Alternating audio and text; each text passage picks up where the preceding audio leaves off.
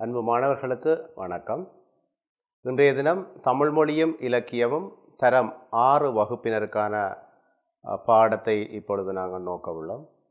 இந்த பாடப்பிறப்பில் நான் 2 பகுதிகளை உங்களுக்கு கற்பிக்க இருக்கின்றேன். முதலாவது குரங்குச்சேட்டை என்ற ஒரு பகுதி, மற்றது இதனுடன் தொடர்புடைய இலக்கண பகுதி.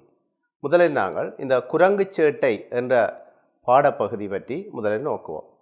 எங்களுக்கு சோமசுந்தர புலவர் என்று தெரியும்.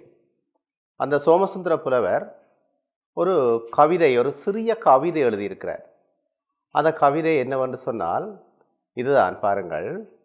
நீங்கள் கேள்விப்பட்டிருப்பீர்கள், அந்த தாடி அருந்த வேடன் என்று சொல்லி ஒன்று இருக்குது. ஒரு முறை ஒருவர் என்ன செய்கிறார், வேட்டையாடுவதற்கு தன்னுடைய நாயுடன் செல்கின்ற போது அணில் பிடிப்பதற்காக செல்கிறார். அப்பொழுது அவர் அங்கே பாடுகிறார், பீமா பீமா ஓடிவா, அணில் வேட்டையாடி பிடித்து ஊட்டுவோம் வா வா, தேமா மரத்தில் பதுங்கி மாங்காய் தின்னும் அணிலை பிடிப்போம், ஒதுங்கி மரத்தில் இருந்தே குதித்தே, அடடா வாலை கிளப்பி கொண்டு ஓடுதே பார்ப்பார் என்றவாறு அந்த பாடல் செல்கின்றது. அது ஒரு சிறுவர்களுக்கான பாடல் தான். அவர் என்ன செய்கிறார் என்று சொன்னால், அணில் பிடிக்கிறதுக்காக தன்னுடைய நாயுடன் செல்கிறார். இவர் ஒரு பக்கத்தில், நாய் ஒரு பக்கத்தில். அப்பொழுது மரப்பொந்துக்குள்ள அணில் இருக்குது என்று சொல்லி வாலை கிளப்பி கொண்டு ஓடுதே பார்ப்பார், துரத்திப்பிடி வீமா வீமா என்று சொல்லி அந்த வீமனுக்கு சொல்கிறார். நாய் என்ன செய்கிறார் சொன்னால், இவர் அந்த ஒரு பக்கத்தால் மரத்தால் எட்டி பார்க்கின்ற போது அது இவருடைய தாடியை பிடித்து விடுகிறது. அப்பொழுது அவர் சொல்கிறார், புறத்தினில் நில், அந்த புறத்தினில் நில், அந்தோ என் தாடியை விடுவாய், அந்த அணில் தப்பி ஓடுதே வீமா என்று சொல்லி. உண்மையிலே இது மிக அருமையான ஒரு சிறுவர்களுக்காக எழுதப்பட்ட பாடல். இதை சொல்கிறார்கள், இந்த தாடி அறந்த வேடன் என்று சொல்லி ஒரு கதையில் வருகிறது. இந்த கவிதை எழுதியவர் யார் என்று பார்த்தால் அவர்தான் சோமசுந்தர புலவர். அந்த சோமசுந்தர புலவருடைய பாடல்களை அடிப்படையாக கொண்டு இன்றைய தினம் நாங்கள் ஒரு மிக சுவாரஸ்யமான ஒரு பகுதியை நாங்கள் பார்க்க போகின்றோம். அதுதான் என்னவென்று சொன்னால் குரங்குச்சேட்டை. அப்பொழுது அந்த குரங்குச்சேட்டை என்ற அந்த பாடத்திற்குள் நாங்கள் நுழைவதற்கு முன்னதாக இந்த சோமசுந்தர புலவரை பற்றி எங்களுக்கு தெரிய வேண்டும். அப்போ சோமசுந்தர புலவர் யார்? அவர் நவாலி என்ற சிற்றூரில் பிறந்தவர். அவர் தங்கத்தாத்தா என்று அழைக்கப்பட்டவர். மற்றும் அவருடைய மிக முக்கியமான ஒரு பிரபலமான ஒரு பாடல் இருக்கிறது, உங்களுக்கு தெரிந்திருக்கும். ஆடிப்புறப்புக்கு நாளை விடுதலை, ஆனந்தம் ஆனந்தம் தோழர்களே, கூடி பனங்கட்டி கூழும் குடிக்கலாம், கொழுக்கட்டை தின்னலாம் தோழர்களே. உண்மையிலே இந்த புலவர் 1878ஆம் ஆண்டு பிறந்து 1953ஆம் ஆண்டு இறந்தவர். எங்களுக்கு கிடைத்திருக்கக்கூடிய மிகப்பெரிய புலவர்களின் சொத்தாக இருக்கக்கூடியவர் இந்த சோமசுந்தர புலவர். இந்த சோமசுந்தர புலவருடைய பாடல்கள் எல்லாவற்றையும் சீர்தூக்கி பார்த்து சொல்கிறார்கள், ஏறத்தாழ 15,000க்கும் மேற்பட்ட செய்யுள்களை சோமசுந்தர புலவர் எழுதியிருக்கிறார் என்று சொல்லி. அவ்வாறான அந்த சோமசுந்தர புலவர் என்ன செய்கிறார் என்று சொன்னால், அவர் எழுதிய இலங்கை வளம் என்று சொல்லப்படுகின்ற ஒரு கவிதை தொகுப்பு, அந்த கவிதை தொகுப்பிலிருந்து தான் 2 பாடல்கள் உங்களுக்கு வர இருக்கின்றன. அந்த பாடல்களை அடிப்படையாக வைத்து கொண்டுதான் நாங்கள் இந்த பாடத்தை நாங்கள் பார்க்க போகின்றோம். அது மட்டுமல்லாமல் நீங்கள் சிறியவர்களாக இருக்கின்ற போதிலும் சோமசுந்தர புலவரை பற்றி சில அவர் எழுதிய நூல்களை நாங்கள் தெரிந்து வைத்திருப்பது மிக அவசியம். ஏனென்றால் நீங்கள் பெரியவர்கள் ஆகும்போது ஆக குறைந்தது அவர் எழுதிய ஓரிரு நூல்களையாவது நீங்கள் தெரிந்து வைத்திருக்க வேண்டும். அந்த வகையில் சோமசுந்தர புலவர் உயிரிளங்குமரன் என்று சொல்லி ஒரு நாடகம் எழுதியிருக்கிறார். அதைவிட கந்தவன கடவை நான்மணி மாலை என்று சொல்லி ஒரு நூல் எழுதியிருக்கிறார். அதைவிட சாவித்திரி கதை, அந்த கதைகள், அதாவது இந்த பழைய கதைகள் இருக்கின்றன தானே, அந்த கதைகளை அடிப்படையாக வைத்து எழுதியிருக்கிறார். அதைவிட சமயம் தொடர்பான நூல்கள் பல எழுதியிருக்கிறார். அதில் ஒன்று கந்தபுராண நுண்பொருள் விளக்கம், அதே போன்று தந்தையர் 10 என்று சொல்லி என்று எழுதியிருக்கிறார். இவ்வாறாக பல நூல்கள். அதில் மிக முக்கியமானது சிறுவர் பாடல்கள் என்ற ஒரு தொகுதி இருக்கிறது. நான் முன்னர் உங்களுக்கு குறிப்பிட்ட அந்த தாடி அருந்த வேடன் என்ற அந்த கவிதை அவருடைய சிறுவர் பாடல்கள் என்ற தொகுப்பிலே வந்தது. இவ்வாறாக நான் நினைக்கிறேன் ஏறத்தாழ ஒரு 18க்கும் மேற்பட்ட தொகுப்புகளை நாங்கள் பட்டியல் படுத்தக்கூடியதாக இருக்கின்றது சோமசுந்தர புலவருடையது.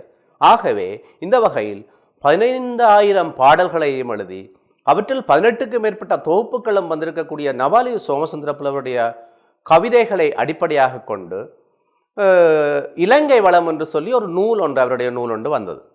அந்த நூல் பிற்காலத்தில் இலங்கை வளமும் தாள விலாசமும் என்ற ஒரு தொகுப்பாக தொகுக்கப்பட்டிருக்கின்றது. அந்த தொகுப்பிலிருந்து நாங்கள் இப்பொழுது இந்த பாடப்பரப்புக்குரிய ஒரு பகுதியை நாங்கள் பார்க்க போகின்றோம். இங்கே நீங்கள் பார்க்கலாம், இலங்கை வளமும் தாள விலாசமும் என்று சொல்லப்படக்கூடிய அந்த நூலினுடைய அட்டைப்படம் இங்கே உங்களுக்கு காட்சிப்படுத்தப்பட்டிருக்கிறது.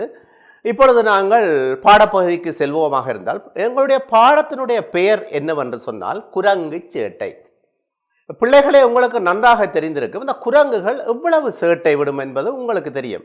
ஒரு குரங்கு ஒரு பிரதேசத்தில் இருக்குமாக இருந்தால் அது வீட்டுக்கு மேலே ஏறும், வீட்டில் இருக்கிற பொருட்களை வந்து களவாடி செல்லும், சிறுவர்களை வெறிட்டும், இவ்வாறாக பலவிதமான சேட்டைகளை எல்லாம் அந்த குரங்குகள் செய்வது வழக்கம். அவ்வாறான அந்த குரங்கு ஒரு நாள் ஒரு சேட்டை செய்கிறது. அந்த சேட்டையில் ஒன்று என்னென்னு சொன்னால், ஒரு நாள் ஒரு மரத்திலே ஒரு குளவி வந்து கூடு கட்டி இருக்கிறது. அந்த குளவி கூட்டுக்கு இவர் என்ன செய்கிறார், ஒரு ஒற்றை குரங்கு சென்று கல் எடுத்து எறிந்து விட்டார். அதுதான் இங்கே பாருங்கள், குரங்கு சேட்டைகள் பல, அவற்றில் ஒன்று இந்த பாடலில் வருகின்றது, அதாவது இந்த பாடப்பரப்பில் வருகின்றது. மரத்தில் தொங்கியிருக்கும் ஒரு குளவி கூட்டுக்கு கல்லெறியும் குரங்கு, அதன் பின்னர் என்ன பாடுபடும்?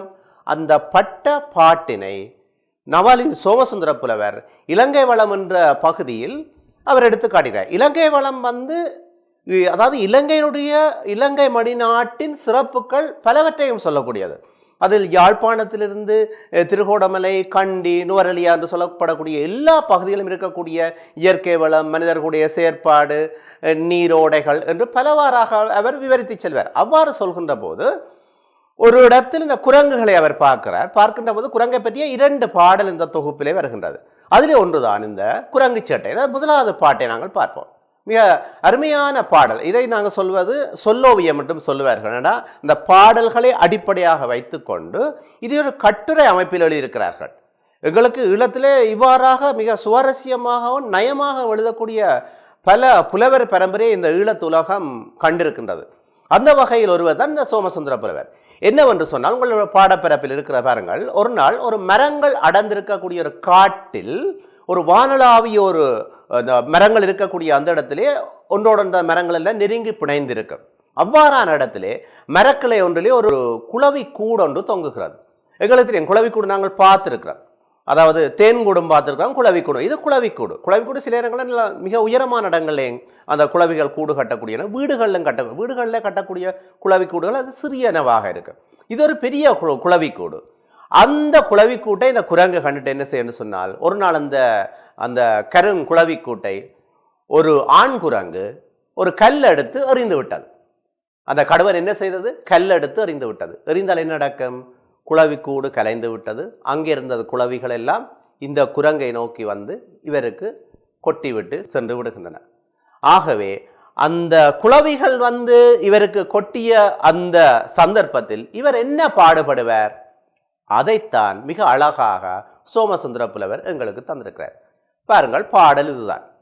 கட்டிவிட்ட கருங்குளவி கூட்டை ஒரு கடுவன், கட்டிவிட்ட கருங்குளவி கூட்டை ஒரு கடுவன் கல்லாலே எறிந்துடைக்க கலைந்தது கடுங்குளவி.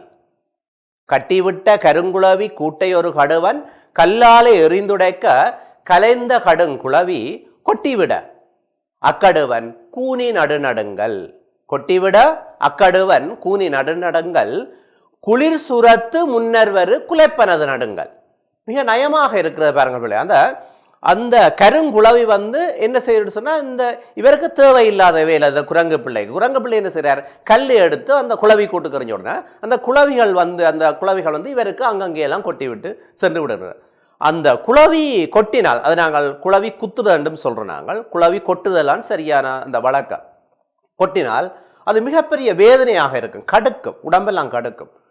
அப்போ அதுக்கு நாங்கள் வேறு வைத்தியம் வைத்திருக்கோம். அதாவது குளவி கொட்டினால் நாங்கள் என்ன செய்யணும்னா புளி பூசுறது. அப்படி ஒரு புளி பூசினா ஓரளவு அந்த கடுப்பு நின்றுவிடும் என்றும் ஒரு அர்த்தம் இருக்கிறது. ஆகவே இவருக்கு அந்த குளவி கொட்டிய உடன் இவர் அந்த ஒரு நடுக்கம், அந்த மலேரியா காய்ச்சல் அல்லது ஒரு குளிர் சுரம் வந்தால் எவ்வாறு ஒரு மனிதர் நடுங்குவாரோ அதே போல இவர் நடுங்குகிறாரா.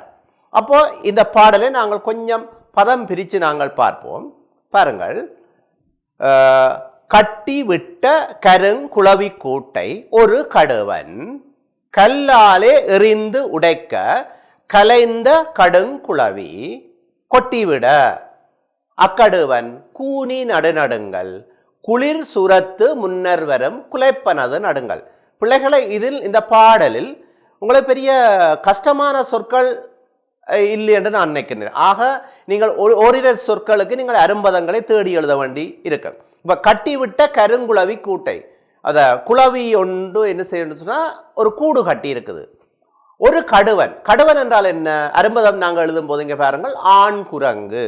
ஆண் குரங்கு நாங்கள் கடுவன் என்று சொல்கிறோம். ஆகவே கட்டிவிட்ட கருங்குளவி கூட்டை ஒரு கடுவன் கல்லாலே எறிந்து உடைக்க, அதுவும் பெரிய கஷ்டம் இல்லை எங்களுக்கு.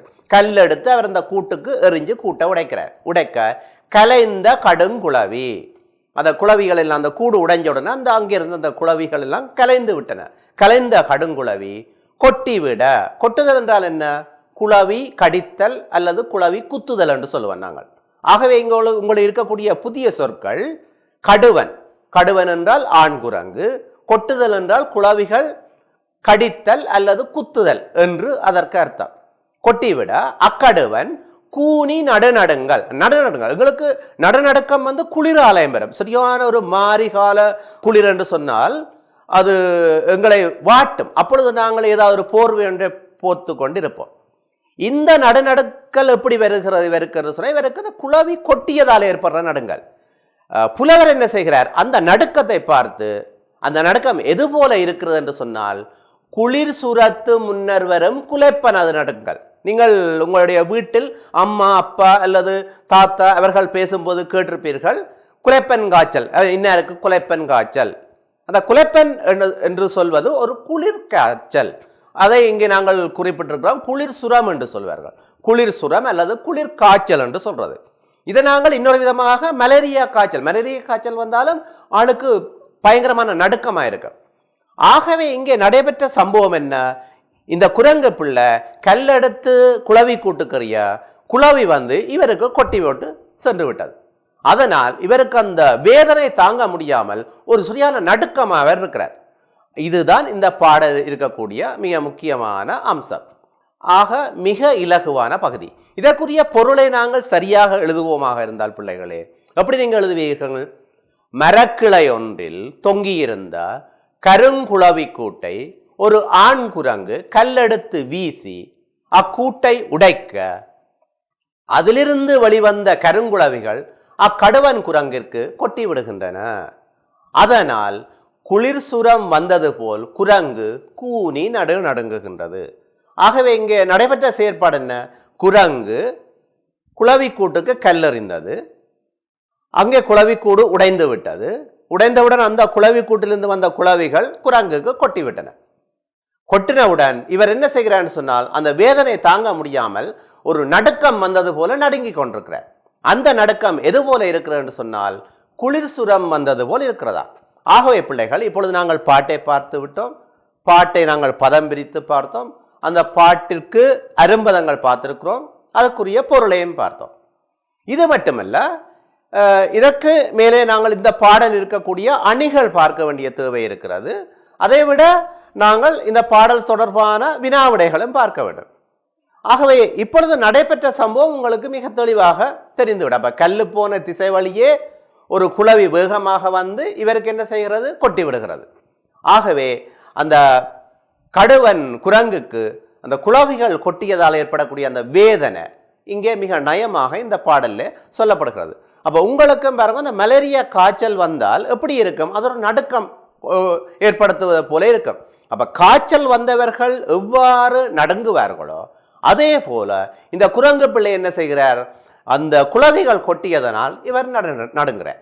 ஆகவே இந்த பாடலுக்கூடாக ஒரு நயமான பகுதி எடுத்து காட்டப்படுகிறது. அதை பற்றியும் கூட உங்களை கேட்கலாம். இந்த பாடலை நீர் ரசித்த பகுதி என்ன, நீர் விரும்பிய வரிகளவை, இதை நீ எவ்வாறு ரசிக்கின்றீர் என்றெல்லாம் உங்களை எல்லாம் கேட்கலாம். அவ்வாறு கேட்டால் நீங்கள் அவற்றுக்கு விடை எழுதக்கூடியா இருக்கும். ஆனாலும் மிக முக்கியமான ஒரு அம்சத்தை நாங்கள் மறக்கக்கூடாது. இந்த பாட்டுக்குரிய பொருளை எழுதுகின்ற அதே நேரத்தில் மிக முக்கியமான ஒரு அம்சமாக அணி கேட்பார்கள். அணி என்றால் இந்த பாடலில் ஒரு நல்ல ஒரு உவமை அணி எடுத்து காட்டப்பட்டிருக்கின்றது. உவமை அணி என்றால் என்ன? தெரிந்த பொருளை கொண்டு தெரியாத பொருளை விளக்குவதுதான் உவமை. இதை நீங்கள் இப்பொழுதே தெரிந்து வைத்திருந்தால் மிக நல்லது. ஏனென்று சொல்ல, நீங்கள் பெரிய வகுப்பாக செல்கின்ற போது இறுதி வரை, அதாவது காப்போத்த சாதாரண வகுப்பு வரை நீங்கள் படிக்கின்ற பாடல்கள் எல்லாவற்றுக்கும் இவ்வாறான அணிகள் இருந்தால் அவற்றை இனங்கண்டு எழுத வேண்டிய தேவை உங்களுக்கு இருக்கிறது. அது மட்டுமல்ல, நீங்கள் உயர்தரத்தில் தமிழை ஒரு பாடமாக எடுக்கின்ற போதும் கூட இது தேவைப்படும்.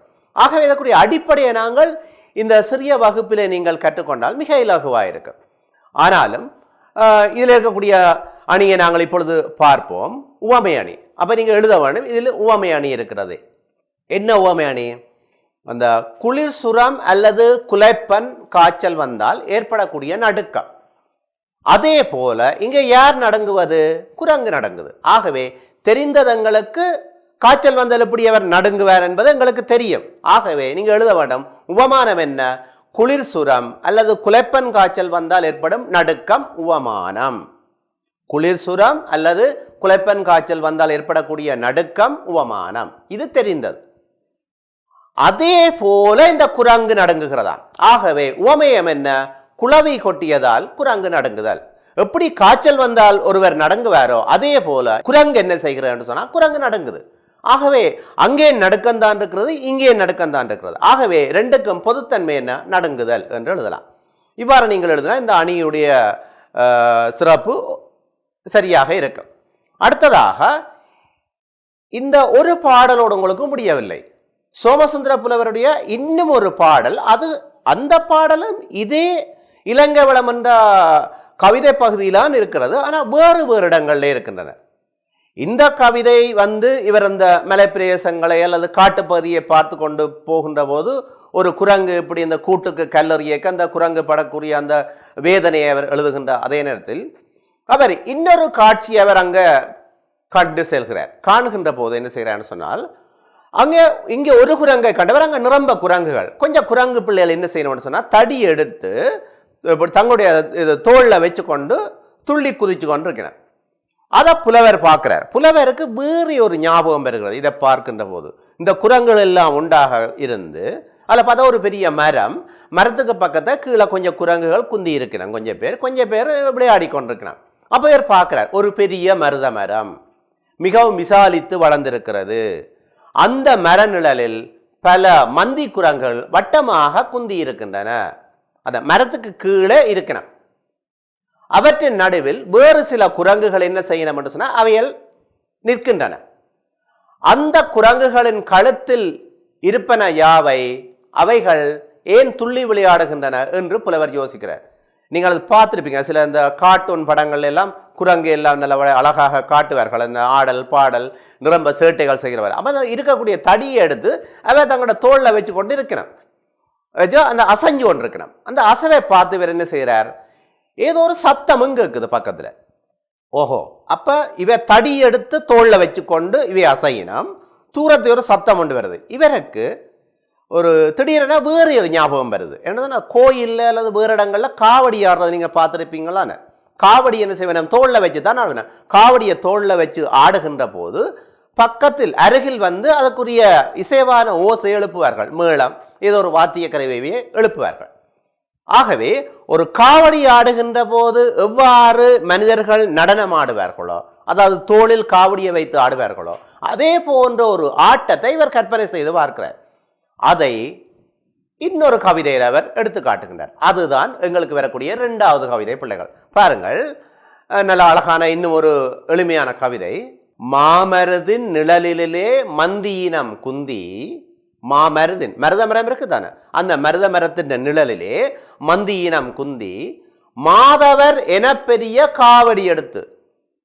மாதவர் தாங்கள் பெரிய அந்த ஞானிகள் போல அப்படியெல்லாம் நினைத்துக்கொண்டு அவர்கள் அந்த ஞானிகள் யோகிகள் எல்லாம் மரங்களுக்கு கீழே தான் இருப்பார்கள். இருந்தவர்கள் மௌனமாக தவம் செய்வார்கள். அதே போல் இந்த மரத்தடியில் இந்த குரங்குகள் கொஞ்சம் பேர் இருக்கணும்.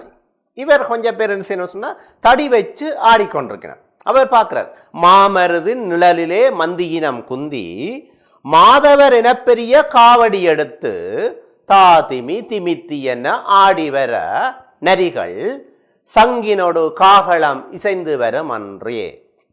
பாடலை மீளவன் நீங்கள் பாருங்கள். இங்கே பதம் பிரிச்சும் நீங்கள் அதை நாங்கள் பார்க்கலாம்.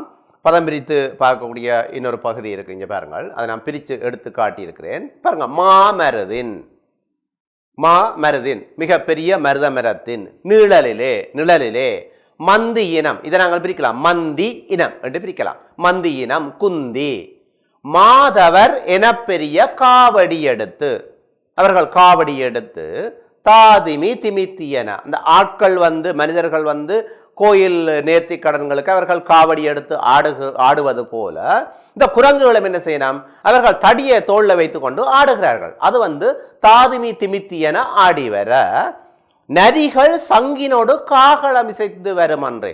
அது இன்னொரு சம்பவம் இங்கே சொல்லப்படுகிறது. தூரத்தை நரிகளுடைய ஓசை கேட்குது. இங்கே குரங்குகள் மரத்தடியில் நின்று அவர்கள் விளையாடி கொண்டு துள்ளி கொண்டு இருக்கின்றன. கொஞ்சம் குரங்குகள் தூரத்தை வந்து நரியினுடைய ஓசை கேட்கிறது. புலவர் பார்க்கிறார், அந்த ஓசை அதாவது காவடிக்கு ஏற்ற தாளம், இவர்கள் ஆடுவது காவடி எடுத்து ஆடுன. இவ்வாறாக அந்த ரெண்டு சம்பவத்தையும் கொண்டு வந்து என்ன செய்கிறார் புலவர், நல்ல மிகச் சிறப்பாக வந்து தொடர்படுத்துகிறார். ஆகவே இந்த இடத்தில் நாங்கள் இப்போ மாமருது என்று சொன்னால் பெரிய மருத மரம் என்று அதுக்கு நாங்கள் அரும்பதம் எழுதலாம். நீழலன் என்பது நிழல், மந்தி பெண் குரங்கு, அங்கே கடுவன் வந்தது ஆண் குரங்கு, மந்தி பெண் குரங்கு. காகளம், காகளம் என்பது உங்களுக்கு ஒரு புதிய சொல் பிள்ளைகள். காகளம் என்று சொன்னால் ஒரு வகை வாத்தியம் என்று அதை சொல்ல, அது ஒரு விதமான ஒரு வாத்தியம். அப்போ இந்த பாடலுடைய பொருளை நாங்கள் பார்த்தோமாக இருந்தால், மாமருதின் நிழலிலே மந்தியினம் குந்தி, அதாவது பெரிய மருத மரத்தின் நிழலிலே சில குரங்குகள் தடிகளை வைத்து துள்ளி குதிக்கின்றன. இவை அந்த குதிக்கின்ற அந்த செயற்பாடு தாதிமி தித்தி என்று சொல்லி இந்த நடனம் ஆடுவது போல இருக்கா. ஆகவே நீங்கள் எழுத வேண்டும், பெரிய மருத மரத்தின் நிழலிலே சில குரங்குகள் தடிகளை வைத்து துள்ளி குதிக்கின்றன. இவை தாதிமி தித்தியென நடனம் ஆடுவது போலவும் அவற்றுக்கு இசைந்து வரும் நரிகளது ஊளை சத்தம், தூரத்தை கேட்குது நரிகளுடைய சத்தம் என்று நான் குறிப்பிட்டேன். அந்த நரிகளுடைய சத்தம் இந்த ஆட்டத்துக்கு ஏற்ற ஓசை போல இருக்குதான். அப்ப நீங்க எப்படி எழுதுவீங்கள், அவற்றுக்கு இசைந்து வரும் நரிகளுடைய ஊளை சத்தம் சங்கு காகளம் முதலானவற்றின் ஓசை போல இருக்கின்றன. நீங்கள் சங்கு ஊதுறது கேட்டிருக்கீங்களா, அந்த சங்கு ஊதுற சத்தம் போல காகளம் என்ற ஒரு வாத்தியம் போன்று அந்த நரிகளுடைய ஓசை இந்த ஆடலுக்கு ஏற்றது போல ஒத்திசைக்கின்றன, ஒத்து வருகின்றன. ஆகவே கவிஞர் என்ன செய்கிறார் சொன்னால், ஒரு காவடி ஆட்டம் ஒன்று இங்கே நடைபெறுவதாக அவர் கற்பனை பண்ணுகிறார். ஆகவே மிக நயமாக அங்கே முதல் பாடலில் வந்து குளவி கூட்டுக்கு எறிஞ்ச குரங்கனுடைய செயற்பாட்டை காட்டினார்.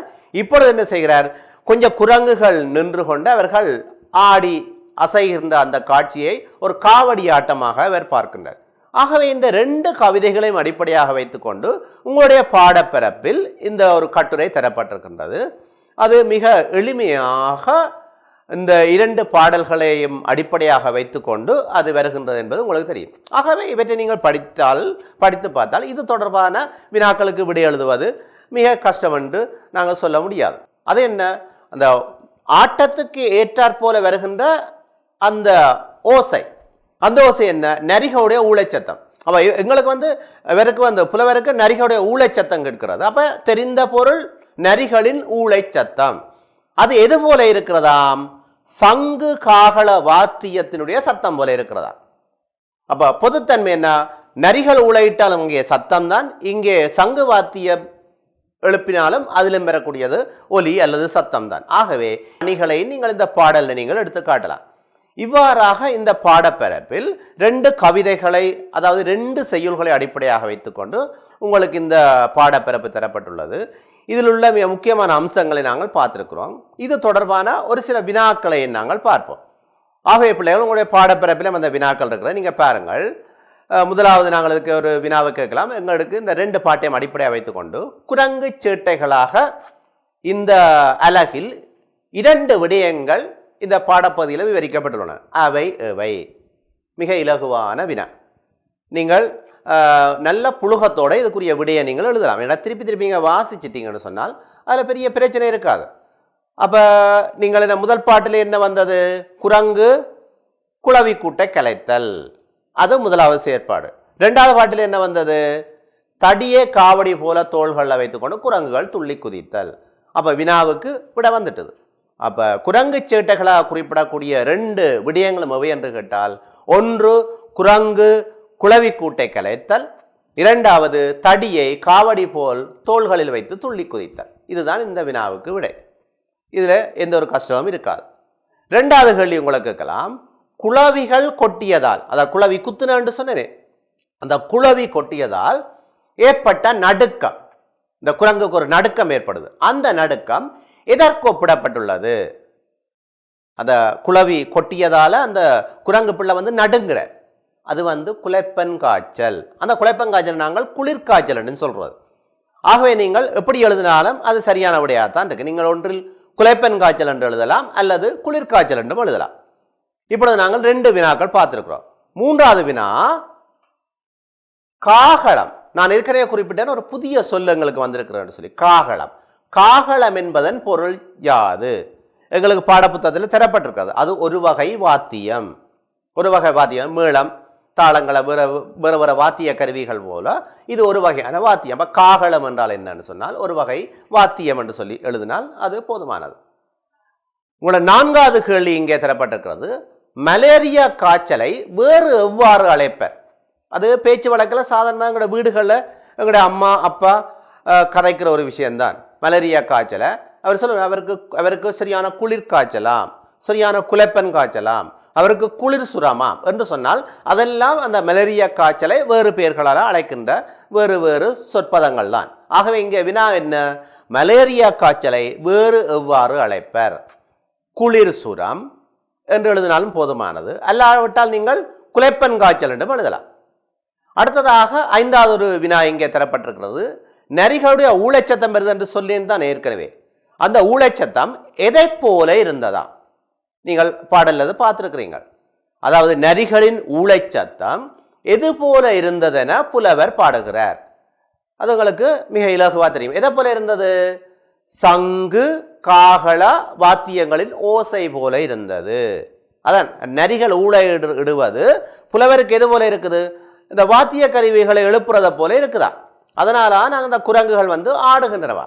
இந்த பாடப்பரப்பை அடிப்படையாக வைத்துக்கொண்டு இப்பொழுது நாங்கள் 5 வினாக்களுக்குரிய விடைகளை பார்த்துருக்கிறோம். இன்னும் ஒரு பகுதி இருக்கிறது. இது மிக இலகுவானது. நீங்கள் அடிக்கடி எங்களுடைய ஆசிரியர்கள் உங்களுக்கு உங்களுடைய சொல் வளத்தை பரீட்சிப்பதற்காக தருவார்கள். அதாவது ஒத்த கருத்து எழுதுக. சில முக்கியமான அந்த பாடம் தொடர்பான சில சொற்களை தந்து அந்த சொற்களுக்கு நீங்கள் ஒத்த கருத்து எழுது கொண்டு விட்டால் நீங்கள் அதுக்கு எழுதக்கூடிய இருக்க வேண்டும். அப்போ இதை ஒத்த கருத்து எழுத என்ன செய்யலாம்னா நீங்கள் ஒரு வழி செய்யலாம். உங்களுடைய நூலகங்களில் எங்கள்கிட்ட அந்த அகராதி என்று இருக்கிறது, அதாவது தமிழ் அகராதி இருக்கிறது. நீங்கள் நூலக ஆசிரியரை கேட்டால் அந்த அகராதியை அந்த நூலக ஆசிரியர் எடுத்து தருவார். அந்த அகராதியில் நீங்கள் புதிய புதிய சொற்களுக்கு அல்லது நாங்கள் அறிந்த சொற்களுக்கு மேலதிகமான புதிய சொற்களை தேடி அறியலாம் அல்லது ஆசிரியரிடம் கேட்டும் அறியலாம். அவ்வாறு இங்கே உங்களுக்கு காடு என்ற ஒரு சொல் தரப்பட்டிருக்கு. காடு என்றால் என்ன? வனம், ஆரண்யம், இவ்வாறு பல சொற்கள் இன்னும் வேறு வேறு சொற்களும் இருக்கின்றன. ஆகவே நீங்கள் சிறிய பிள்ளைகள் தானே, ஆகவே சிறிய சிறிய சொற்களாக நீங்கள் தேர்ந்தெடுத்து அவற்றை நீங்கள் கொப்பியில் அல்லது பயிற்சி புத்தகத்தில் எழுதி நீங்கள் படிக்கலாம். அப்போ காடு என்றால் வனம். சேட்டை, சேட்டை என்றால் என்ன? குளப்படி. அங்கே குரங்கும் குளப்படி தான் செய்து, அதே போல் சில சிறுவர்களும் குளப்படி செய்வார்கள். ஆகவே சேட்டை என்பதற்குரிய ஒத்த கருத்து குளப்படி. திசை எங்களுக்கு தெரியும், கிழக்கு மேற்கு வடக்கு தெற்கு திசைகள் எல்லாம் இருக்கின்றன. ஆகவே இந்த திசை என்றால் என்ன? பக்கம்.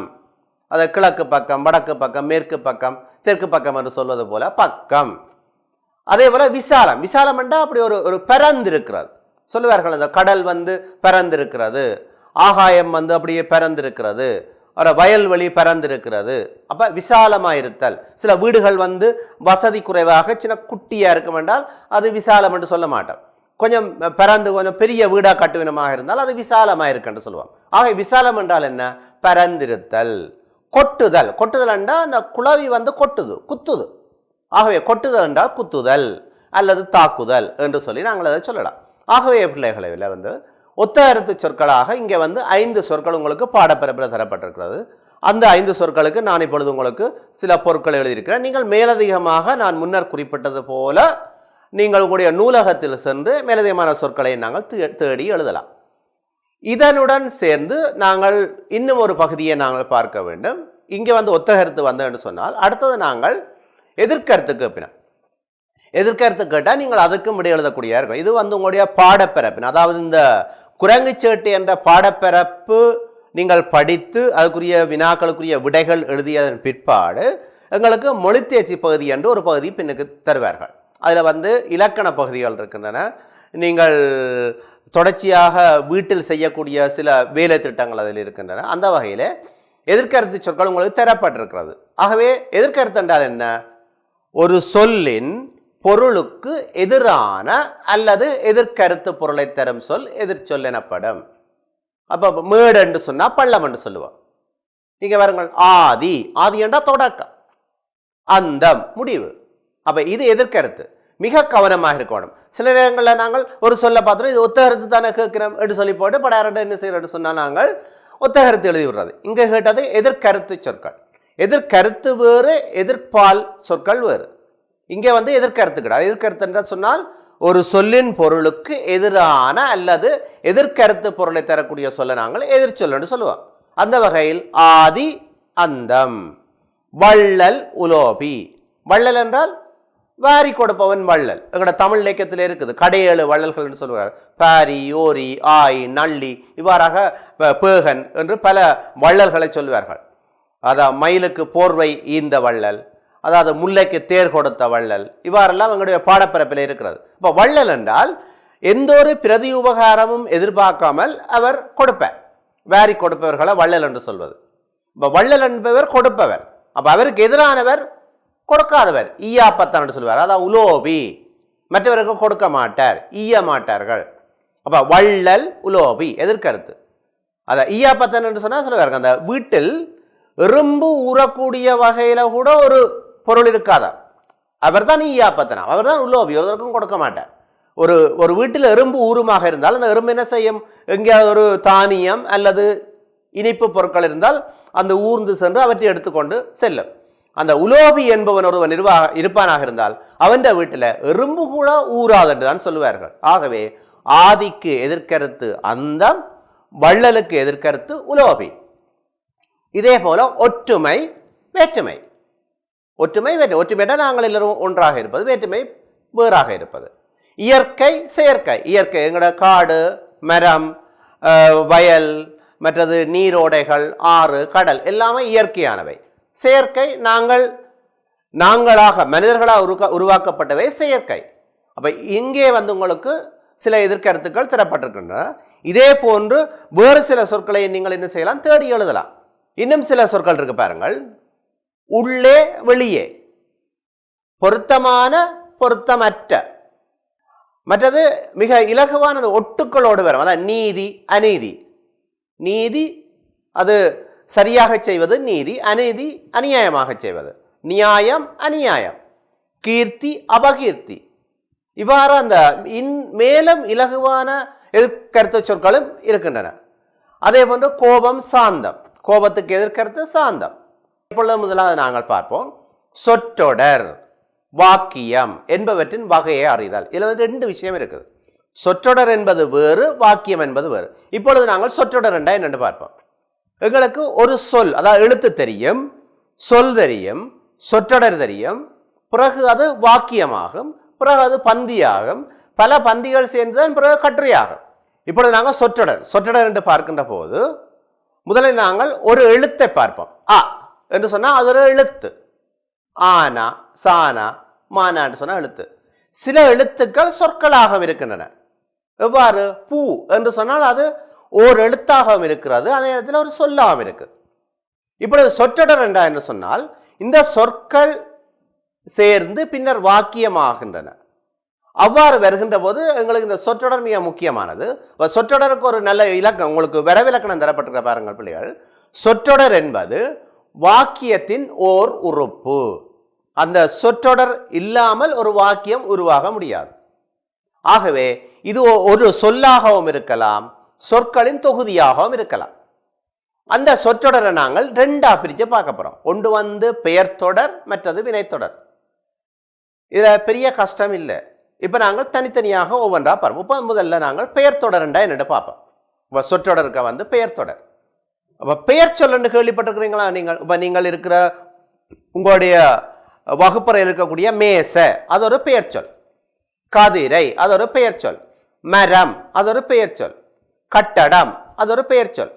அப்ப இவர பூ, பறவை, அம்மா, இதெல்லாம் என்ன? இவர்கள் பெயர் சொற்கள். நாங்கள் இதற்கு இப்படி சொல்லுவோம், என்னண்டு பெயர் தொடர் என்று சொல்லுவோம். ஏன் தொடர்? அதாவது தொடர் என்று சொல்வது ஒரு உறுப்பு, அதாவது ஒரு வாக்கியம் ஒன்றை நாங்கள் ஆக்க போகிறோமாக இருந்தோம். உதாரணத்துக்கு பூ மலர்ந்தது என்றொரு இது ஒரு வாக்கியம், ஒரு முற்றுப்பெற்ற வாக்கியம் என்று சொல்லலாம். ஒரு வாக்கியத்திற்கு ஆக குறைந்தது 2 சொற்கள், ஒரு எழுவாய் ஒரு பயனில் இருந்தால் போதுமானவை. இங்கே நாங்கள் பார்ப்போம், பூ, பறவை, அம்மா, இந்த சொற்களை பெயர் சொற்கள் என்போம். என்னென்று சொல்லுவோம்? பெயர் சொற்கள் என்று சொல்லுவோம். இவை பெயர் சொற்களாக இருக்கின்ற அதே வேளையில் வாக்கியத்தின் ஒரு உறுப்பாகவும் தொழிற்படுகின்றன. இவற்றை நாங்கள் பெயர் தொடர் என்று அழைப்போம். மிக கவனமாக பார்க்க வேண்டும். நீங்கள் சிறிய பிள்ளைகள், நீங்கள் இந்த இலக்கணத்தை கற்கின்ற இந்த இலக்கணம் தான் நீங்கள் பெரியவர்கள் ஆகும் போதும் கூட உங்களுக்கு எப்பொழுதும் தேவைப்படக்கூடியது. ஆக இதை நாங்கள் பெயர் சொல் என்றும் சொல்கின்றோம். அதே நேரத்தில் இதை பெயர் தொடர் என்றும் சொல்கிறோம். ஏனென்று சொன்னால் ஒரு வாக்கியத்துக்கு இந்த ஒரு சொல் இங்கே எங்களுக்கு முக்கியமாக இருக்கின்றது. ஆகவே இங்கே பாருங்கள், பூ மலர்ந்தது, பறவை பறந்தது, அம்மா சிரித்தார். இதில் பார்த்தீங்கன்னா பூ, பறவை, அம்மா, மலர்ந்தது, பறந்தது, சிரித்தார், அது வினை. அதை நாங்கள் பயனில் என்று சொல்லுவோம். அதை எழுவாய் என்று சொன்னால் பயனில் என்று சொல்ல வேண்டும். பெயர் என்று சொன்னால் இங்கே வினை என்று சொல்ல வேண்டும். இப்போ பூ, பறவை, அம்மா, இந்த 3 சொற்களும் பாருங்கள் 3 வாக்கியங்கள்ல வந்திருக்கின்றன. அந்த 3 சொற்களும் பெயர் தொடர்கள். அதை நாங்கள் பெயர் சொற்கள் என்றும் சொல்லுவோம். இவ்வளவுதான். அப்ப பெயர் தொடர் என்றால் என்ன? அதாவது ஒரு ஒரு ஒரு வாக்கியத்தினுடைய ஒரு உறுப்பாக செயற்படக்கூடியதான் இங்க பெயர் தொடர், அதாவது பெயர் சொல்லா இருக்கும். அதே நேரத்தில் அது பெயர் தொடராகவும் இருக்கும். இப்பொழுது நாங்கள் பெயர் தொடர் பார்த்து நாங்கள் அடுத்தது நாங்கள் வினைத்தொடர் பார்ப்பதற்கு முன்னதாக இந்த பெயர் தொடரை இன்னும் நாங்கள் கொஞ்சம் ஊன்றி பார்ப்போம். இப்போ பூ என்று இருக்குங்கிட்ட, பூ எப்படியான பூ? அழகான பூ. பூ பெயர் சொல். அங்கே அழகான என்பது இந்த பூவுக்கு அடைமொழியா வருது. பறவை அழகான பறவை, பறவை சிறிய பறவை, பாட்டு இனிய பாட்டு. பாருங்க, அப்ப பூ என்பதுதான் இங்க ஒரு பெயர் சொல்ல இருக்குது. அழகான பூ என்று வரைக்கல, பூ தான் இங்க அந்த பூ பூவுக்கு அடைமொழியா வருது, அதை விசேடிக்குது. ஆகவே இங்க சொல்லுவார்கள் அந்த தலைமை உறுப்பு என்று சொல்லுவார்கள். பூ தலைமை உறுப்பாக இருக்கிறது. அந்த பூவோடு சேர்ந்து அழகான என்ற அந்த சொல்லும் இங்க சேர்ந்து இருக்கிறது. ஆகவே தான் இதை நாங்கள் அந்த தொடர் என்று சொல்றோம், அதாவது பெயர் தொடர். ஆகவே இங்கு பூ என்ற பெயர் சொல் ஒரு தலைமை உறுப்பு. அழகான என்பது ஒரு அடைமொழியாக வருகிறது. இப்ப அழகான பூ, அழகான பறவை, சிறிய பறவை, இனிய பாட்டு, பெரிய மரம், சிறிய மரம், இவ்வாறாக பல சொற்களை நீங்கள் உருவாக்கி பார்க்கலாம். எனவே ஒரு பெயர் சொல்லை தலைமை உறுப்பாக கொண்ட ஒரு தொடர் எவ்வாறு அழைக்கப்படும்? பெயர் தொடர்.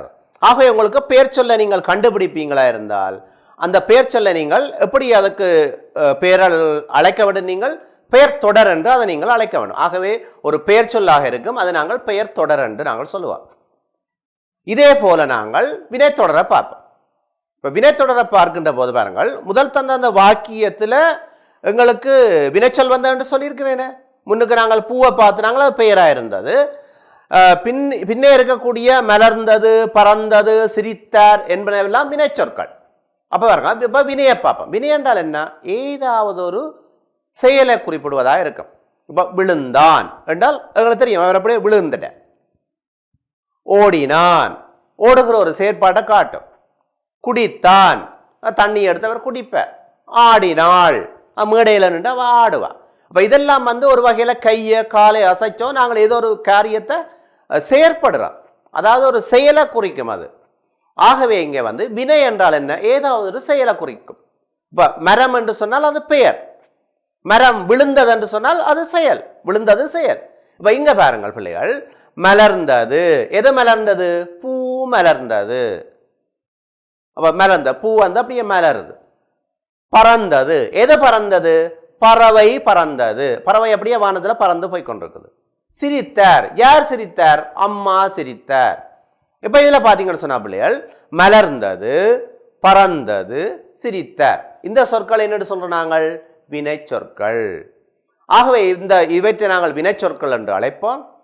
இவை வினை சொற்களாக இருக்கின்ற அதே வேளையில் பெயர் அங்கே குறிப்பிட்டது போல பெயர் சொல் எப்படி வாக்கியத்தின் ஒரு உறுப்பாக இருக்குமோ அதே போல இந்த வினை சொற்களும் ஒரு வாக்கியத்தின் ஒரு உறுப்பாக இருக்கின்றது. ஆகவே இதை நாங்கள் வினை தொடர் என்று சொல்லி அழைப்போம். சரிதானே? அப்போ நாங்கள் ரெண்டு விஷயம் இன்றைக்கு நாங்கள் இந்த இலக்கணத்துக்குள்ள பார்த்துருக்கோம். ஒன்று பெயர் தொடர், வினைத்தொடர். அதை நாங்கள் பெயர் என்றும் சொல்லுவோம், வினை என்றும் சொல்லுவோம். ஆக ஒரு வாக்கியத்துக்கு இந்த இரண்டுமே முக்கியமானவை. இவை மிக அடிப்படையானவை. இதை விட இதோட தொடர்புடைய இன்னும் மேலதிகமாக சில பகுதியை நாங்கள் கற்பிப்பது வழக்கம். அது இப்பொழுது உங்களுக்கு 6ஆம் ஆண்டுக்கு இப்பொழுது அதாவது பெயர் அடைத்தொடர், வினை அடைத்தொடர் என்று அவர்கள் பின்னர் கற்பிப்பார்கள் உங்களுக்கு. இப்பொழுது நாங்கள் 2 பகுதியை பார்த்துருக்கிறோம். இன்னும் ஒரு பகுதியை பார்ப்போம். இந்த வினையினுடைய விரிவாக பார்க்கக்கூடிய பாருங்கள். இப்போ அங்கே நான் பார்த்தனே பூ, அழகான பூ என்று சொன்னேனே. பூ என்பது பெயர் தொடர், அழகான என்பது அடையாக வந்தது. அதே போல இங்கே வரும் அடையாக, வினை சொல்லுக்கும் அடை வரும். சென்றது, அதாவது பறவை சென்றது என்று சொன்னால் பறவை பறந்து சென்றது. அப்போ இங்கே சென்றது என்பது வினைச்சொல். அப்போ வினைச்சொல் அதாவது தலைமை உறுப்பாக இருக்கக்கூடியது சென்றது. ஆகவே இது பறந்தது, பறந்து என்பது என்னவா இருக்கிறது? அடையாக வருகின்றது. ஆகவே வினைச்சொல்லை தலைமை உறுப்பாக கொண்ட தொடர் வினைத்தொடர். அதற்குரிய உதாரணங்களை நீங்கள் இங்கே பார்க்கலாம். பாருங்கள், மலர்ந்தது. எவ்வாறு மலர்ந்தது? அழகாக மலர்ந்தது. பூ இப்படி அழகாக மலர்ந்து இருக்குது. அப்போ மலர்ந்தது வினைச்சொல், அதை நாங்கள் வினைத்தொடர் என்று சொல்கின்றோம். வினைத்தொடருக்கு அங்கே அது அடையா வருது, அழகாக அடையா வருது. பறந்தது, ஒரு பறவை அப்படியே வானத்தில் பறந்து செல்கின்றது. அப்போ பறந்தது. எவ்வாறு பறந்தது? வேகமாக பறந்தது. இப்போ கழுகு எல்லாம் வேகமாக பறக்கும், சிட்டுக்குருவியும் அது தன்னுடைய இயல்புக்கு ஏற்றவாறு வேகமாக பறக்கும். ஆகவே பறந்தது, வேகமாக பறந்தது. அப்போ இங்கே அழகாக வேகமாக என்று சொல்வதெல்லாம் அடைமொழியாக வந்திருக்கின்றன. ஆகவே அங்கே பெயரடை பார்த்தோம், இங்கே அதே போன்று இங்கே வினை அடையும் பார்த்துருக்கிறோம். ஆகவே இது ரெண்டும் முடிந்ததன் பிற்பாடு நாங்கள் இந்த உங்களுடைய பாட புத்தகத்தில் ஒரு சிறிய பயிற்சி உங்களுக்கு தரப்பட்டிருக்கிறது. இங்கே பாருங்கள் பிள்ளைகள், பின்வருவன எவ்வகை சொற்றொடர் என கூறுக. இப்ப நீங்கள் கற்றுக்கொண்ட பெயர்த்தொடர் வினைத்தொடரை வச்சுக்கொண்டு இந்த சொற்களை நீங்கள் வேறுபடுத்தி பார்க்க வேண்டும். எவ்வாறு? மரம், வந்தான், விழுந்தது, படித்தான், பறக்கிறது, மழை, பூமி, புத்தகம், வீடு, எழுதுகிறாள், அழுகிறது. இவ்வாறு பல சொற்கள் உங்களுக்கு அப்படியே கலந்து தரப்பட்டிருக்கிறது. அப்போ இதை நாங்கள் தனித்தனியாக பார்ப்போம். இப்பொழுது நான் உங்களுக்கு இங்கே அதுக்குரிய அதை நான் பிரித்து உங்களுக்கு காட்டியிருக்கிறேன் பாருங்கள். இப்போ மரம் என்றால் எங்களுக்கு தெரியும், மரம் பெயர் சொல். ஆகவே அதை நாங்கள் பெயர் தொடர் என்று போடுவோம். வந்தான் வருகின்ற ஒரு செயற்பாட்டை எங்களுக்கு அது எடுத்து காட்டுது, அவர் நடந்து வர்றார். அப்போ அது ஒரு செயலை குறிக்கிறது, அது வினை. ஆகவே அது வினைத்தொடர். விழுந்தது, ஏதோ ஒரு பொருள் மேலே இருந்து விழுகிறது, அதுவும் ஒரு செயல் தானே. ஆகவே அது வினைத்தொடர். அப்போ நீங்கள் என்ன செய்யணும்? பெயர் சொற்களையும் வினை சொற்களையும் வேறுபடுத்தி அறிவீர்களாக இருந்தால் அவற்றை நீங்கள் இங்கே சரியாக வேறுபடுத்தி காட்டலாம். ஆகவே மரம் பெயர் தொடர், வந்தான் வினைத்தொடர், விழுந்தது வினைத்தொடர், படித்தான் வினைத்தொடர், பறக்கிறது அது ஒரு பறந்து செல்கின்ற ஒரு செயற்பாட்டை குறிக்கிறது. ஆகவே அதுவும் வினைத்தொடர். மழை, மழை ஒரு பெயர் சொல். ஆகவே அது பெயர் தொடர் என்று சொல்லுவோம். பூமி அதுவும் ஒரு பெயர் சொல். ஆகவே அது பெயர் தொடர் என்று சொல்லுவோம். புத்தகம் அதுவும் ஒரு பெயர் சொல், அதுவும் பெயர் தொடர் என்று சொல்லுவோம். வீடு நாங்கள் வசிப்பது அதுவும் பெயர் தொடர். எழுதுகிறாள், அந்த எழுதுகிற ஒரு செயற்பாட்டை அங்கே எங்களுக்கு குறிப்பிடுது. ஆகவே அது வினைத்தொடர். அழுகிறது ஏதோ ஒரு ஒரு ஒரு பிராணி அழுகிறது என்று நாங்கள் வைத்துக்கொள்வோம். அது ஒரு செயற்பாட்டை குறிக்கிறது. அது வினைத்தொடர் தான். ஆகவே இந்த சொற்களை நீங்கள் இதுவரை கற்றவற்றை வைத்துக்கொண்டு பெயர் வேறு வினை வேறாக பிரிக்கின்ற போது அவற்றை நாங்கள் ஒரு வாக்கியத்தின் ஒரு உறுப்பாக இருக்கின்றன என்று ஏற்கனவே குறிப்பிட்டது போல நீங்கள் பெயர்த்தொடர் வினைத்தொடர்களை வேறுபடுத்தி எழுத தெரிய வேண்டும். இவ்வளவும் இந்த இலக்கணத்தின் ஒரு பகுதி, அதாவது சொற்றொடர் என்ற பகுதியை நாங்கள் பார்த்துருக்கிறோம். இனி நாங்கள் இன்னும் ஒரு பகுதியை பார்க்க போகிறோம். இப்போ எங்களுக்கு பெயர் சொல் தெரிஞ்சிட்டது, வினைச்சொல் தெரிஞ்சிட்டது. அந்த பெயர் சொல்லை ஒரு வாக்கியத்தில் வரைக்க நாங்கள் அதை பெயர் தொடர் என்று சொல்கின்றோம். வினைச்சொல்லை நாங்கள் அது வினைத்தொடர் என்று சொல்கின்றோம். இந்த பெயர் வினைகளை கற்றுக்கொண்ட நாங்கள் ஒரு வாக்கியத்தை அமைக்க நாங்கள் ஏற்கனவே பழகி இருக்கிறோம். என்றாலும் இந்த வாக்கியத்தோட அமைப்பை நாங்கள் கற்றுக்கொள்ள வேண்டும். வாக்கியம் அமைத்தல். வாக்கியம் என்றால் என்ன? சொற்கள் ஒரு குறிப்பிட்ட ஒழுங்குமுறைக்கேற்ப ஒன்றுடன் ஒன்று அமைப்பு ரீதியாக இணைந்து முழுமையான பொருளை தருமாயின் அதை வாக்கியம் என்போம். இப்போ நாங்கள் சொல்ல பாருங்க, நான் புத்தகம் படித்தேன், இதுதான் உண்மையான வாக்கியம். நாங்கள் இதை மாற்றி போட்டுவிட்டால் அது வாக்கியம் என்று சொல்லலாமா? படித்தேன் புத்தகம் நான் அப்படி சொல்லலாது, அது போல. மலர்ந்தது பூ எங்கள் வீட்டில், இதெல்லாம் குழப்பி விட்டோம் என்று சொன்னால் அது ஒழுங்கான வாக்கியம் அல்ல. அதை எப்படி எழுதலாம்? எங்கள் வீட்டில் பூ மலர்ந்தது, அல்லது எங்கள் வீட்டில் பூமரங்கள் வளர்க்கிறோம். நான் புத்தகம் படித்தேன், அம்மா கடைக்கு சென்றார், அப்பா பத்திரிகை வாசித்தார். இதுதான் பிள்ளைகள் ஒரு வாக்கியத்துடைய ஒரு ஒழுங்கு. ஆகவே வாக்கியம் என்ன எப்படி இருக்கும் என்று சொன்னால் ஒரு குறிப்பிட்ட ஒழுங்கு முறைக்கேற்ப ஒன்றோடு ஒன்று அது அமைப்பு ரீதியில் தொடர்பாக இருக்கும். அந்த அமைப்பு தான் என்னவென்பதை நாங்கள் பார்க்கணும். இதில் உங்களுக்கு நிரம்ப விஷயம் இதில் நாங்கள் சொல்ல மாட்டோம். இதில் உங்களுக்கு தனி வாக்கியம் மட்டும்தான் நீங்கள் படிக்க போகிறீங்க. பெரிய வகுப்பு பிள்ளைகள்லாம் பிறகு நாங்கள் கூட்டு வாக்கியம் கலப்பு வாக்கியத்தை அவர்கள் பிறகு படிப்பார்கள். அப்போ தனி வாக்கியம் என்றால் என்ன, அதை எப்படி நாங்கள் அமைப்பது என்பதை பற்றி நாங்கள் பார்ப்போம். அப்போ இப்பொழுது நாங்கள் பெயர் சொல்லு அல்லது பெயர் தொடர் பார்த்துருக்கிறோம், வினைச்சொல் அல்லது வினைத்தொடர் பார்த்துருக்கிறோம். இப்பொழுது நாங்கள் ஒரு வாக்கியம் அமைக்க போகிறோம். இந்த வாக்கியம் அமைக்கின்ற போது அந்த வாக்கியம் ஒரு ஒரு குறிப்பிட்ட ஒழுங்குமுறைக்கு ஏற்ப அமைப்பு ரீதியில் இணைந்து முழுமையான பொருளை தர வேண்டும். படித்தேன் நான் புத்தகம் என்று எழுத இயலாது. அது எப்படி எழுத வேண்டும்? நான் புத்தகம் படித்தேன், நான் வேலை செய்தேன், நாங்கள் பாடசாலைக்கு சென்றோம், அப்பா கடைக்கு சென்றார். இதுதான் பிள்ளைகள் ஒரு வாக்கியத்தினுடைய அமைப்பு. ஆகவே இன்றைக்கு நாங்கள் ஒரு தனி வாக்கியம் பற்றி எப்பொழுது நாங்கள் பார்க்க போகிறோம். தனி வாக்கியம் பார்க்கின்ற போது நாங்கள் முதல்ல என்ன செய்ய வேண்டும் என்று சொன்னால், தனி வாக்கியம் எவ்வாறு அமையும்? ஒரு தனி வாக்கியத்தை நான் இங்கே காட்சிப்படுத்திக்க பாருங்கள். கிளி பறந்தது என்று சொல்ல ஒரு வாக்கியம் இருக்குது. ஆசிரியர் வகுப்பறைக்கு வருகிறார். இப்போ இது ரெண்டையும் வச்சுக்கொண்டு பார்ப்போம் நாங்கள். அப்போ கிளி பறந்தது, பறக்கிறது. ஆசிரியர் வகுப்பறைக்கு வருகிறார். இப்போ தனி வாக்கியத்தை விரைவிலக்கணம் சொல்ல எப்படி சொல்கிறார்கள்? ஒரு வாக்கியத்தில் ஓர் எழுவாயும் ஒரு பயனிலையும் காணப்படுமாயின் அது தனி வாக்கியம் எனப்படும். இரண்டு, ஒரு வாக்கியத்தில் ஓர் எழுவாயும் ஒரு பயனிலையும். இப்போ பாருங்கள், கிளி பறக்கிறது. நாங்கள் என்ன செய்யணும்னா மனசுக்குள்ள ஒரு கேள்வி கேட்கணும். இந்த பறக்கிறதுக்கு பின்னால் ஒரு கேள்விக்குரிய மனசுக்கு வச்சுக்கொண்டு கேட்கணும். எது பறக்கிறது? கிளி.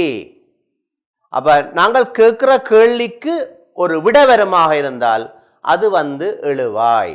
அப்போ கிளி எழுவாய். எது பறக்கிறது? கிளி பறக்கிறது. நாங்கள் ஒரு வாக்கியத்தை எங்களுக்கு தந்தால் நாங்கள் எடுத்த உடனே அதில் அதனுடைய எழுவாயை எழுதுவதற்கு முன்னர் அந்த வாக்கியத்தை முழுமையாக வாசிக்க வேண்டும். வாசித்து அந்த பின்னுக்கு இருக்கக்கூடிய வினைச்சொல்ல நாங்கள் ஒரு வினாக்குறியை எங்களை மனசில் இடுவது போல ஒரு கேள்வியை கேட்க வேணும். பறக்கிறது. எது பறக்கிறது? கிளி பறக்கிறது. ஆகவே கிளி எழுவாய். இப்போ பச்சை கிளி பறக்குதுன்னு தந்தாச்சு உங்களுக்கு. பச்சை கிளி பறக்கிறது. இல்லை எழுவாய் என்று கேட்பார்கள். நீங்கள் பச்சை கிளி என்று எழுத முடியாது. அதான் நான் ஏற்கனவே குறிப்பிட்டேன், கேள்வி கேட்க வேணும். எது பறக்கிறது? பச்சை கிளியோ கிளியா? கிளி. ஆகவே எது பறக்கிறது? கிளி பறக்கிறது. அப்ப கிளிதான் எழுவாய். எப்படியான கிளி அது? பச்சை கிளி. இப்பொழுது விளங்கி இருக்கும் உங்களுக்கு. என்ன சொன்னால் அந்த அடைமொழி நாங்கள் படித்தோம் தானே, பூ அழகான பூ, மரம் உயர்ந்த மரம். அதே போன்று இங்கே வந்து அழகான கிளி பறக்கிறது என்று சொன்னாலும் இங்கே கிளிதான் எழுவாய். அழகான என்பது அடையாக வந்திருக்கிறது. அதே போல அடுத்த வாக்கியத்தை பாருங்கள் பிள்ளைகள். ஆசிரியர் வகுப்பறைக்கு வருகிறார். நாங்கள் என்ன செய்ய வேணும்? மனசுக்கு ஒரு கேள்வி வைக்கணும். யார் வருகிறார் வகுப்பறைக்கு? யார் வருகிறார்? ஆசிரியர். யார் வருகிறார்? ஆசிரியர். அப்ப ஆசிரியர் தான் எழுவாய். பயனில் என்ன? வருகிறார். ஆகவே பாருங்கள், ஒரு வாக்கியத்தில் இருக்கக்கூடிய உறுப்புகள் என்னென்னு சொன்னால் ஆக குறைந்தது ஒரு எழுவாயும் ஒரு பயனிலையும் இருக்குமாக இருந்தால் அது ஒரு முற்றுப்பெற்ற ஒரு வாக்கியத்தை அது ஆக்கும். வேண்டுமாக இருந்தால் நாங்கள் அதுக்கு பிறகு செய்யப்பட்ட பொருள் எங்களுக்கு வரும். அப்போ இது அவற்றோடு சேர்ந்து அடைகள் எல்லாம் வரும். இப்பொழுது எங்களுக்கு வாக்கிய உறுப்புகள் தெரிந்து விட்டன. எவை வாக்கிய உறுப்புகள்? ஒரு வாக்கியத்தில் எழுவாய் இருக்கும், பயனிலை இருக்கும், செய்யப்பட பொருள் இருக்கும். ஆகவே இந்த 3 உறுப்புகளும் சரியாக அமையமாக இருந்தால் அவை ஒரு அழகான ஒரு கட்டுருக்கமான ஒரு வாக்கியமாக அவை வந்து சேரக்கூடிய வாய்ப்பு இருக்கிறது. இல்லை, எழுவாயும் பயனிலையும் கொண்டு கூட ஒரு வாக்கியத்தை நாங்கள் அமைக்கலாம். அதைத்தான் நாங்கள் முன்னர் பார்த்தோம். பறவை பறந்தது. இப்பொழுது நாங்கள் பார்ப்போம், இந்த எழுவாய் என்றால் என்ன, பயனிலை என்றால் என்ன, செய்யப்பட பொருள் என்றால் என்ன, அதை நாங்கள் கொஞ்சம் தெரிஞ்சு வச்சிருக்க வேணும். இப்போ நாங்கள் இன்னொரு வாக்கியம் எழுதிக்க பாருங்கள். பாரதியார் கவிதைகள் எழுதினார். நான் சொன்னதை போல முதல் நாங்கள் எழுவாயை கண்டுபிடிப்போம். எப்படி கண்டுபிடிப்போம் எழுவாயை? எழுதினாருக்கு பின்னால ஒருத்தருக்கும் தெரியாமல் போய் ஒரு கேள்விக்குரிய கேட்கணும், மனசுக்குள்ள கேட்கணும். யார் எழுதினார்? யார் எழுதினார்? பாரதியார் என்று விட வரப்போது. அப்பவே பாரதியார் வந்து எழுவாய். பயனிலை என்ன? எழுதினார். யார் எழுதினார்? பாரதியார் எழுதினார். அதுக்கு பிறகு எதை எழுதினார் என்ற ஒரு கேள்வியை கேட்கணும். எதை எழுதினார்? கவிதைகள் எழுதினார். மிக இலகுவானது. இப்ப நாங்கள் அப்ப எழுவாய் என்றால் என்ன? வாக்கியம் ஒன்றில் கருத்து எழுகின்ற இடம் எழுவாய். பெரியாக்களை கூட சில இடங்களில் தெரியாது. நீங்கள் வடிவா பிள்ளைகள் படிச்சுட்டு போய் உங்களோட அக்கா மாதிரி கேட்டு பார்க்கலாம். அக்கா எழுவாய் என்றால் என்ன அக்கான்னு சொன்னா சில கொஞ்சம் அவையே சில இடங்களை யோசிப்பினேன். அப்ப நீங்க சொல்லலாம், நீங்க சின்ன பிள்ளைகள் இதெல்லாம் சரியாக கற்று வந்தீர்களாக இருந்தால் நீங்கள் மேல் வகுப்புக்கு செல்கின்ற போது இந்த இலக்கணம் எல்லாம் பெரிய கஷ்டமாக உங்களுக்கு இருக்காது. அவ பாரதியார் கவிதைகள் எழுதினார் என்றால் யார் எழுதினார்? பாரதியார் எழுதினார். பாரதியார் வந்து எழுவாய். எழுவாய் என்றால் என்னன்னா ஒரு வாக்கியம் ஒன்றில் கருத்து எழுகின்ற இடம். அப்ப பாரதியார் என்று வந்துடுது. அப்ப பயனிலை என்பது வாக்கியம் ஒன்றின் கருத்து முடிகின்ற இடம். அது ஒரு வினைச்சொல்லாக இருக்கும். அதாவது எழுதினார், அவர் பேரை எடுத்து என்ன செய்யறாருன்னா பேப்பர்ல எழுதுறார், ஒரு செயற்பாடு அங்கே வருகிறது. ஆகவே வாக்கியம் ஒன்றில் கருத்து முடிகின்ற இடம் பயனிலை, வாக்கியம் ஒன்றின் கருத்து எழுகின்ற இடம் எழுவாய். இந்த எழுவாயம் பயனிலையம் நாங்கள் கண்டுபிடித்தோமானால் செயற்பட பொருள் கண்டுபிடிக்கிறது பெரிய கஷ்டம் இல்லை எங்களுக்கு. செயற்பட பொருளுக்கு என்ன செய்ய வேணும்? அது மனசுக்கெல்லாம் கேட்கணும். ஒரு கேள்விய எழுதினார் என்று இருக்கல்ல, யார் எழுதினார்? யார் எழுதினார்? அது பாரதியார் எழுவாயம் வந்துடுது.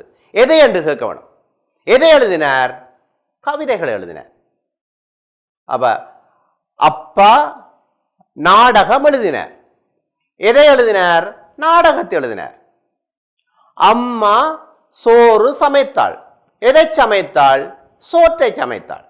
அப்ப எதை என்று ஒரு வினாவை நாங்கள் வினாவுவோமாக இருந்தால் அது வந்து செய்யப்படும் பொருளாக இருக்கும். அது எதை என்றல்ல, நீங்க யாரை என்றும் கேட்கலாம். அது வாக்கியத்தை பொறுத்து, வரக்கூடிய வாக்கியத்தின் அமைப்பை பொறுத்து நீங்கள் யாரை, எதை, எவற்றை இவ்வாறான வினாக்களை நீங்கள் மனசுக்குள்ள வினாவீங்களாக இருந்தால் அதற்கு விட வந்தால் அதுதான் செய்யப்படு பொருள். இப்பொழுது நாங்கள் ஒவ்வொன்றுக்கும் எழுவாய்க்கு கொஞ்சம் வரவிலக்கணம், பயனிலைக்கு சில வரவிலக்கணம், செய்யப்பட பொருளுக்கு சில வரவிலக்கணத்தை பார்த்து நாங்கள் இந்த பாடப்பகுதியை முடித்துக் கொள்ளலாம். ஆகவே அடுத்ததாக நாங்கள் இந்த பகுதியை நாங்கள் இன்னும் ஒரு தனிப்பகுதியாக பார்க்க போகிறோம். இப்பொழுது நாங்கள் எழுவாயை தனியாக பார்ப்போம்.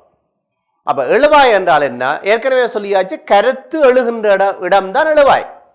அப்போ இங்க பாருங்கள், இங்கே ஒரு அட்டவணையும் தரப்பட்டிருக்கு, அதை நீங்கள் பார்க்கலாம்.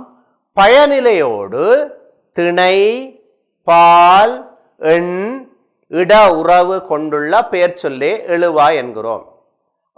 அதுக்கு ஒரு அதாவது பெயர் சொல்லுக்கு ஒரு சிறப்பு இருக்கிறது. என்று சொன்னால் பெயர் சொற்கள் வந்து திணை பால் எண் இடம் காட்டும். பெயர் சொற்கள் வந்து திணை பால் எண்ணிடம் காட்டும். வினைச்சொற்கள் வந்து காலம் காட்டும் என்று அதை நாங்கள் பின்னர் படிக்க வேண்டும். இப்பொழுது நாங்கள் பார்ப்போம். இப்போ எங்கள்கிட்ட ஒரு சொல் இருக்குது, தேனீக்கள் பறந்தன. இதை நீங்கள் என்ன செய்யலாம்? எழுவாய் முதல் கண்டுபிடிக்க வேணும். கண்டுபிடிங்கோ. எவை பறந்தன? தேனீக்கள். இப்போ தேனீக்கள் வந்து எழுவாய். இப்போ தேனீக்களை நான் உங்களுக்கு இன்னும் ஒரு பகுதி ஒரு அட்டவணை போட்டிருக்கிறேன், இங்கே பாருங்கள். இப்போ எங்கள்கிட்ட அண்ணான்ற ஒரு சொல் இருக்குது. அண்ணா வந்து திணை பால் எண் இடம் என்று 4 விஷயம் இருக்கு. இந்த 4 நாங்கள் பார்க்கணும். இப்போ அண்ணா என்று சொன்னால் அண்ணா வந்து என்ன திணை? உயர் திணை. நீங்கள் உங்களுடைய ஆசிரியர்களை நீங்கள் கேட்கலாம். அவர்கள் இதை பற்றி இன்னும் மேலதிகமாக உங்களுக்கு உங்கள் வகுப்பறையில் இன்னும் மேலதிகமாக உங்களுக்கு விளங்கப்படுத்துவார்கள். இப்போ இந்த இந்த எழுவாய் வந்து பெயர் சொல்லா இருக்கின்ற அதே நேரத்தில் அது வந்து திணை பால் எண்ணிடம் எல்லாத்தையும் காட்டும் என்று நாங்கள் படித்திருக்கிறோம். அப்போ நாங்கள் எழுவாயில் வந்து நாங்கள் இப்போ திணை பால் எண்ணிடம் எல்லாம் பார்க்கணும். இதை நீங்கள் வகுப்பறையில் பார்க்கலாம். ஆனாலும் இங்கே நான் சிலவற்றை எங்களுக்கு காட்சிப்படுத்தி இருக்கிறேன். இப்போ அண்ணா வந்து உயர்திணை. பால் உங்களுக்கு 5 பால் இருக்கு. ஆண்பால், பெண்பால், பலர்பால், ஒன்றன்பால், பலவின்பால். இந்த உயர்திணை இருக்குல்ல பிள்ளைகள், ஆண்பால், பெண்பால், பலர்பால் உயர்திணைக்கு வரும். ஒன்றன்பால், பலவின்பால் வந்து அகர்ணைக்கு வரும். ஆகவே அண்ணா என்ன பால்? அதாவது ஆண்பால். அதே நேரத்தில் தேனீக்கள் அது பலவின்பால். தேனீக்கள் என்னதுன? அகருண. இவ்வாறு நீங்கள் அதை பார்த்து கொள்ளலாம்.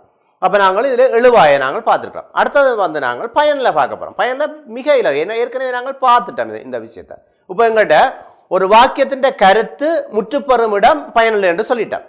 அந்த பயனில் பெரும்பாலும் வினைச்சொற்களாக இருக்கும். பெரும்பாலும் வினைச்சொற்களாக இருக்கும். சில இடங்களில் அது பேர் சொல்லாமல் வந்து அமைகிறதும் இருக்குது.